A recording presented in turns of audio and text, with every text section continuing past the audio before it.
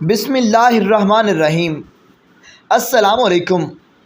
عائشہ رضی اللہ تعالیٰ عنہ بیان کرتی ہیں، ہند بنت عتبہ رضی اللہ تعالیٰ عنہ رسول اللہ صلی اللہ علیہ وسلم کی خدمت میں اسلام لانے کے بعد حاضر ہوئیں اور کہنے لگیں، یا رسول اللہ، روئے زمین پر کسی گھرانے کی ذلت آپ کے گھرانے کی ذلت سے زیادہ میرے لیے خوشی کا باعث نہیں تھی، لیکن آج کسی گھرانے کی عزت روئے زمین پر آپ کے گھرانے کی عزت سے زیادہ میرے لیے خوشی کی وجہ نہیں ہے۔ نبی کریم صلی اللہ علیہ وسلم نے فرمایا، اس میں ابھی اور ترقی ہوگی، اس ذات کی قسم جس کے ہاتھ میں میری جان۔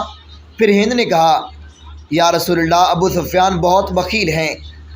تو کہا، اس میں کچھ حرج نہیں اگر میں ان کے مال میں سے ان کی اجازت کے بغیر بال بچوں کو کھلا دیا اور پلا دیا کروں۔